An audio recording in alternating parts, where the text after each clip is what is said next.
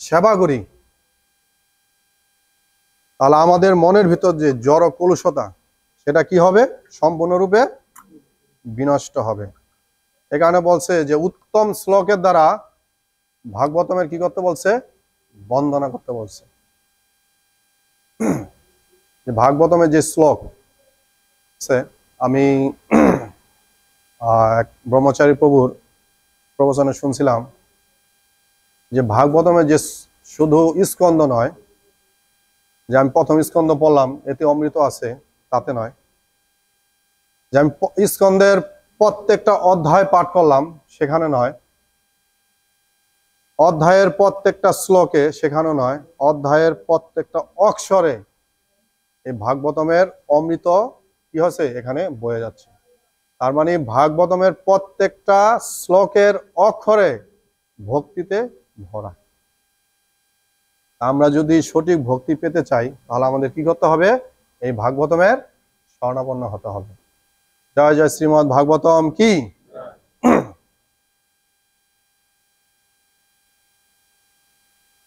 একটা শ্লোক করি না,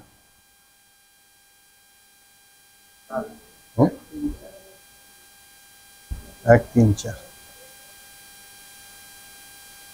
হরে কৃষ্ণ। শ্রীমদ্ ভাগবতম কি স্কন্ধ 1 অধ্যায় 3। শ্রীকৃষ্ণ হচ্ছেন সমস্ত অবতারের উৎস। শ্লোক নাম্বার 4। শ্লোকটা দিয়ে দেবেন।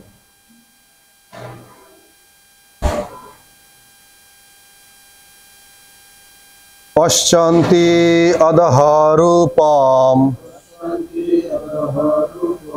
অদর্ভ চক্ষুষা সহস্রপাদ পুরুভুজ আনন অদ্ভুতম সহস্র মূর্ধ শ্রবণ অক্ষি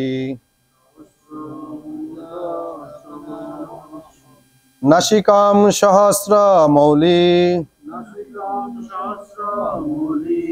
অম্বর কুণ্ডল উল্লসাৎ পশ্যন্তি অদহ রূপম অধর্ব চক্ষুষা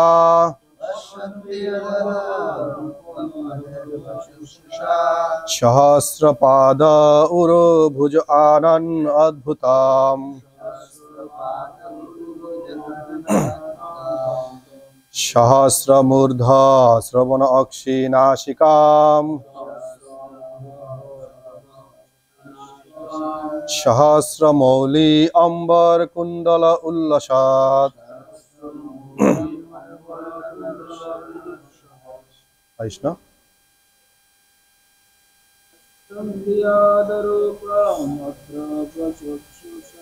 পশ্যন্তি অদহ রূপম অদর্ভ চক্ষুষা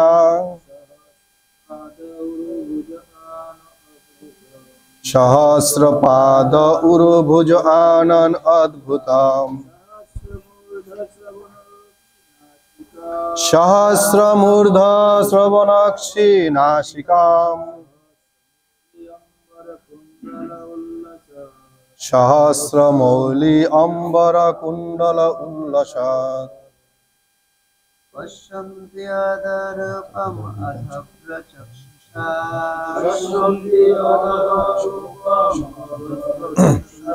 সহস্রপাদ উরুভুজ আনন অদ্ভুতম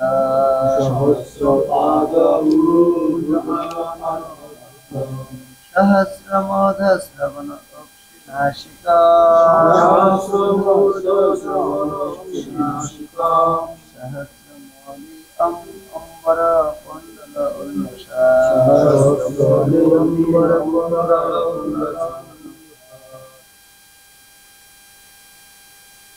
পশ্যন্তি অদরূপম অদভ্র চক্ষুষা সহস্রপাদ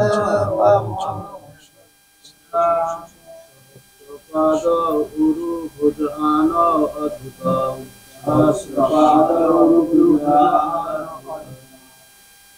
সহস্রমূর্ধ শ্রবণ অক্ষি নাসিকাম नाशिकां सहस्रमौलि अम्बर कुण्डल कुण्डशात् सहस्रमौलि अम्बर कुण्डल पश्यन्ते यदा रूपम् अत्रपचक्षुषा पश्यन्ते यदा रूपम् अत्रपचक्षुषा पादुरुकान भुज आनन अद्भुतम् सहस्रपादुरुभुज आनन अद्भुतम् सहस्रमूर्धश्रवण अक्षिनासिकम् सहस्रमूर्धश्रवण सहस्रमौलि अम्बर कुण्डल कुण्डशात् सहस्रमौलि अम्बर कुण्डल कुण्डशात् पश्यन्ति अधरूपम् अत्रपचक्षुषा पश्यन्ते यदरूपमदचक्षुषा पादुरुभुज आनन अद्भुतम् सहस्रपादुर्भुजानन अद्भुतम् सहस्रमूर्धश्रवण अक्षिनासिकम् सहस्रमौलि अम्बर कुण्डल कुण्डशात् सहस्रमौलि अम्बर कुण्डल कुण्डशात्। हरे कृष्ण।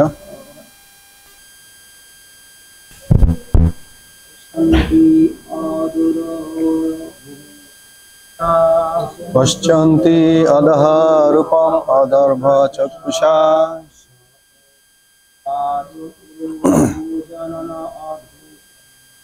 सहस्रपाद उर्भुज आनन अद्भुतम् सहस्रमूर्ध श्रवणक्षिनासिकाम्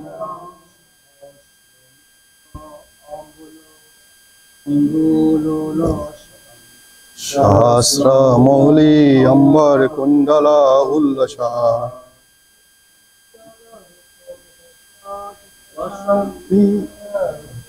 अभद्र चक्षुषा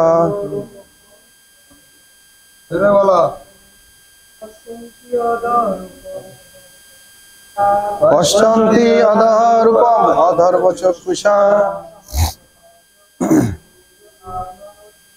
सहस्रपाद उर्भुज आनन अद्भुतम् सहस्रमूर्ध श्रवण अक्षिनासिकाम् सहस्रमौलि अम्बर कुण्डल उल्लसात्।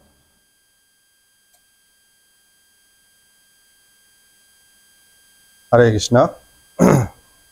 पश्यन्ति देखें अधः पुरुषेर रूप रूपम रूप अधर्व पूर्ण चक्षुषा चक्षुर द्वारा सहस्रपाद सहस्रपाद उरु जंगा भुज आनन हस्त एवं मुख अद्भुतम आश्चर्यजनक सहस्र हजार हजार मूर्ध मस्तक श्रवण कर्ण अक्षि आखि नासिकम नासिका सहस्र हजार हजार मौली मालिका अम्बर परनेर पोशाक कुंडल कुंडल उल्लसत उद्भासित। जय श्रील प्रभुपादेर अनुवाद की। भक्तरा तादेर विज्ञान चक्षुर द्वारा परम चमत्कार असंख्य हस्त पद मुख युक्त पुरुषेर दिव्य रूप दर्शन करें। सेई शरीरे असंख्य मस्तक कर्ण चक्षु एवं नासिका रयेछे सेगुली असंख्य मुकुट उज्जवल कुंडल एवं मालिका द्वारा शोभित। हरे कृष्ण। चले स्कंदेर प्रथम स्कंदेर तृतीय अध्यायेर जे अध्यायटा होच्छे सेटा होच्छे कि श्रीकृष्ण हच्छेन समस्त अवतारेर उत्स। आमरा जेने थाकबो जे भगवद गीताय आमरा जानते पेरेछि जे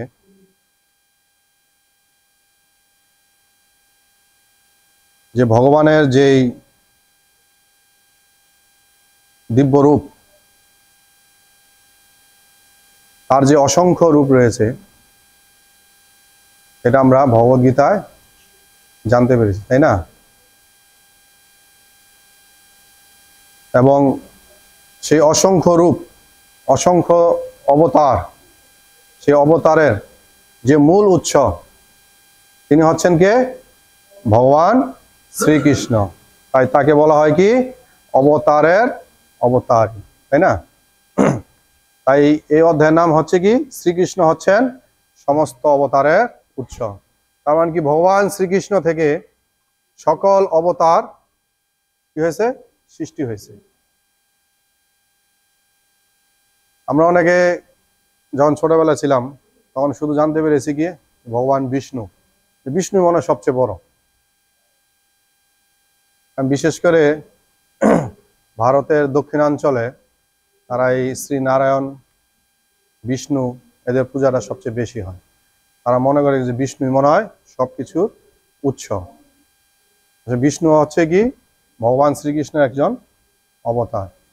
আমরা জানতে পারি যে কৃষ্ণ থেকে যেই পুরুষ অবতার, যে তিনজন পুরুষ অবতার, তাই না? যে তিনজন বিষ্ণু, তারা কোথা থেকে আসছে? শ্রীকৃষ্ণ থেকে আসছে। আমরা তাৎপর্য পড়ি, দেখি প্রভুপাদ কি বলছে। জয় জয় জগৎগুরু ছিল প্রভুপাদের তাৎপর্য কি? আমাদের জড় ইন্দ্রিয়ের দ্বারা আমরা অপ্রাকৃত রূপ দর্শন করতে পারি না। ভগবত ভক্তি অনুশীলনের ফলে যখন আমাদের ইন্দ্রিয়গুলি শুদ্ধ হয়, তখন ভগবান স্বয়ং আমাদের কাছে প্রকাশিত হন।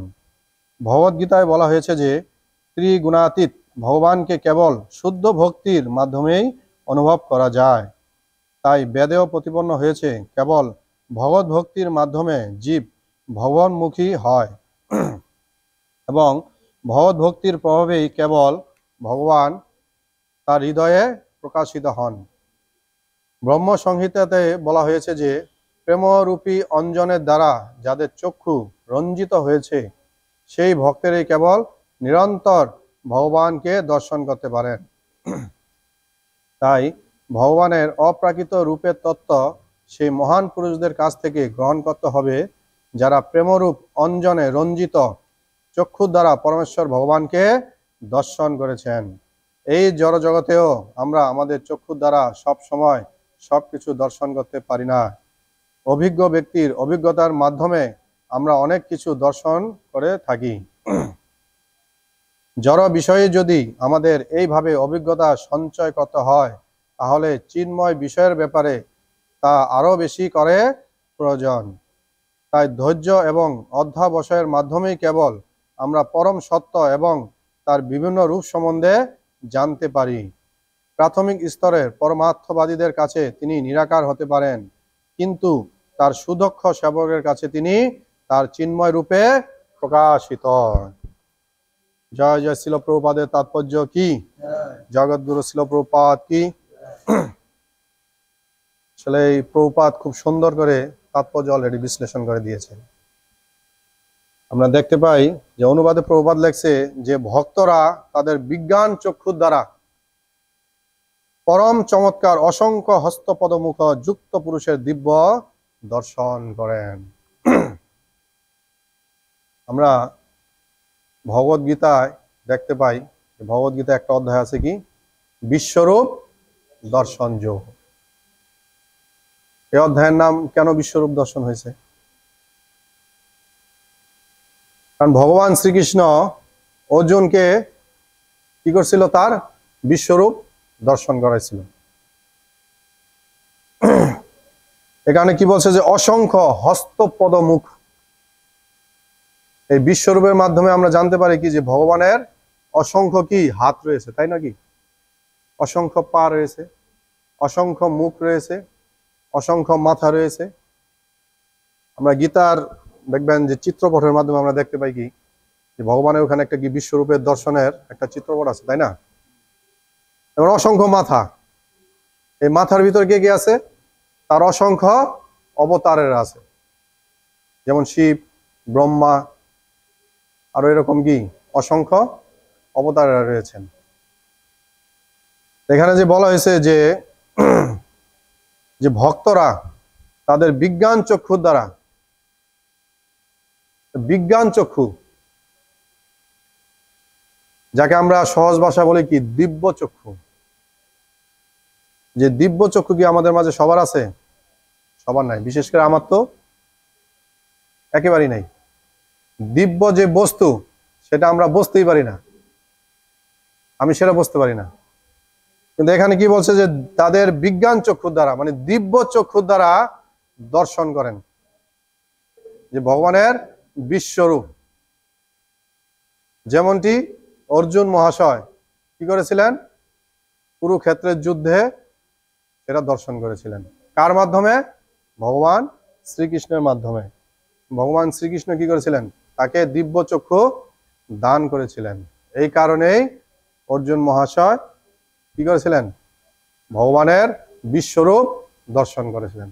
কারণ ভগবান এত আলোকিতময় যে কি বলছে যে কোটি কোটি সূর্যের মতো তার তেজ।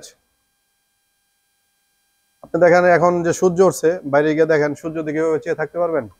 আমরা কেউ চেয়ে থাকতে পারবো? হয়তো বা 1, 2, 3 বা 5 সেকেন্ড চেয়ে থাকতে পারবো।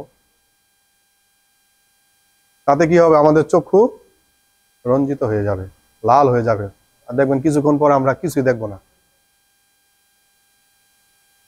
আমি এই হনুমানের সিরিয়ালে দেখছিলাম যে অঞ্জনা মাতা, ঠিক আছে, যেমন ব্রত করেছিলেন যে হনুমানের জন্য, যে সূর্যের দিকে চেয়েছিলেন সব সময়, এটা একটা ব্রত। এবং সূর্যের দিকে চেয়ে থাকতে থাকতে তার চক্ষু কি হয়ে গেছিল গা? তপ্ত হয়ে গেছিল, সে পরক্ষণে আর কিছু দেখতে পারছিলেন না।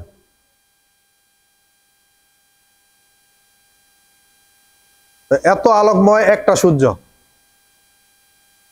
আর বলছে কি কোটি কোটি সূর্যের ন্যায় ভগবান কি আলোকে উদ্ভাসিত। এরকম কোটি কোটি একটা সূর্যের দিকে আমরা চেয়ে থাকতে পারি না, কোটি কোটি সূর্যের দিকে আমরা কিভাবে চেয়ে থাকবো? আমাদের কি সম্ভব? সম্ভব না। এই কারণে আমাদের কি দরকার? দিব্য চক্ষু দরকার। এই কারণে কি বলছে প্রভুপাদ অনুবাদে খুব সুন্দর বলছে যে ভক্তরা তাদের বিজ্ঞান চক্ষুর দ্বারা পরম চমৎকার। তার মানে যখন আপনি দিব্য চক্ষু আপনি পাইবেন, বা আপনার চক্ষু যখন দিব্য হয়ে যাবে, পরম বিজ্ঞান দ্বারা আচ্ছাদিত হয়ে যাবে, একমাত্র তখনই সম্ভব ভগবানের এই সুন্দর রূপ দর্শন করার জন্য, তাছাড়া সম্ভব নয়। এখন আমরা দেখতে পাই কি যে ভগবান শ্রীকৃষ্ণ অর্জুনকে দিব্য চক্ষু দান করেছিলেন, বিধায়ী অর্জুন মহাশয় ভগবানের সেই দিব্য রূপ কি করেছিল? দর্শন করতে পেরেছিল। আমরা মহাভারতের আরেকটা চিত্র আমরা দেখতে পাই যে মহাভারত যুদ্ধের আগে, ঠিক পূর্ব মুহূর্তে যে যুদ্ধ শুরু হবে, সেই আগ মুহূর্তে আরেকজন ব্যক্তি দিব্য চক্ষু প্রাপ্ত হয়েছিলেন। সে কে? সঞ্জয় মহাশয়। এবং সেও দিব্য চক্ষু কিভাবে প্রাপ্ত হয়েছিলেন? তার গুরুদেবের কৃপায়। তার গুরুদেব কে ছিলেন? ব্যাসদেব, তাই না? একমাত্র গুরু এবং কৃষ্ণের কৃপা প্রভাবেই আমরা একমাত্র কি করতে পারি? আমাদের দিব্য চক্ষু উন্মোচন করতে পারি, মানে আমাদের দিব্য চক্ষুর কি হবে? উন্মেষ হবে। এবং পরে আমরা কি করতে পারবো? ভগবানকে দর্শন করতে পারবো। না, আমাদের ভিতরে যদি দিব্য জ্ঞান যদি না থাকে, আমাদের দিব্য চক্ষু কখনই খুলবে না। এবং আমাদের এই দিব্য জ্ঞান আমরা কোথা থেকে পাবো? আমাদের পরম আরাধ্য গুরুদেব থেকে। এখানে বলছে কি যে হস্তমুখ পদযুক্ত পুরুষের দিব্য রূপ দর্শন করেন। যখনই আমরা এই দিব্য জ্ঞান এবং দিব্য চক্ষু আমরা পাবো, তখনই এই ভগবানের অসংখ্য হস্তপদ মুখ এটা আমরা কি করতে পারবো? দর্শন করতে পারবো।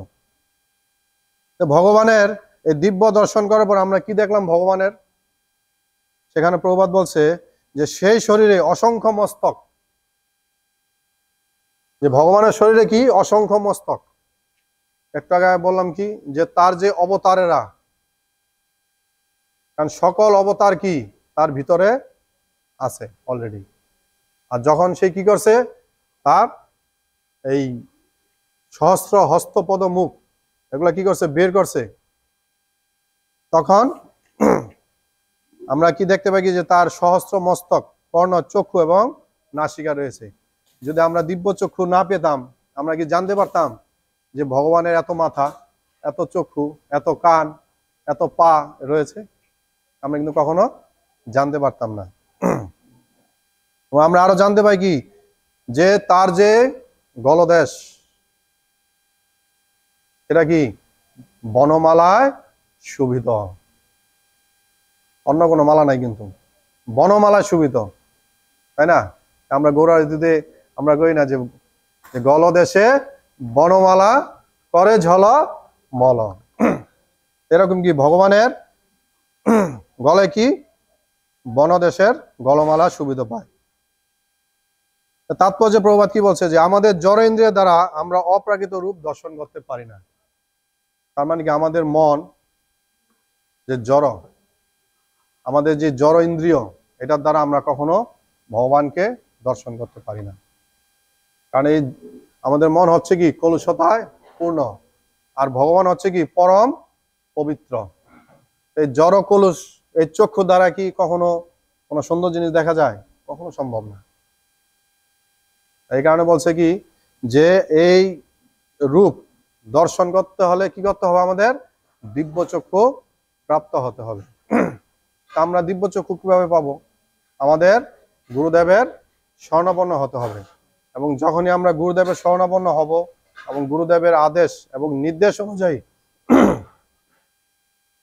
তার আদেশ এবং নির্দেশ অনুযায়ী আমরা কি করব, ভগবত সেবা করব, গুরুদেবের সেবা করব, তখন গুরুদেব প্রসন্ন হয়ে কি করবে, আমাদের দিব্য জ্ঞান প্রদান করবেন। এবং দিব্য জ্ঞান প্রদানের মাধ্যমেই আমাদের চক্ষু কি হবে, দিব্য চক্ষু কি হবে, খুলে যাবে। এবং সেই মুহূর্তে আমরা কি করতে পারবো, ভগবানকে আমরা দর্শন করতে পারবো। এখন অনেকে বলে যে প্রভু ভগবানকে তো অনেকে দর্শন করেছেন, আমরা কেন দর্শন করতে পারি না? প্রশ্ন এভাবে আসে।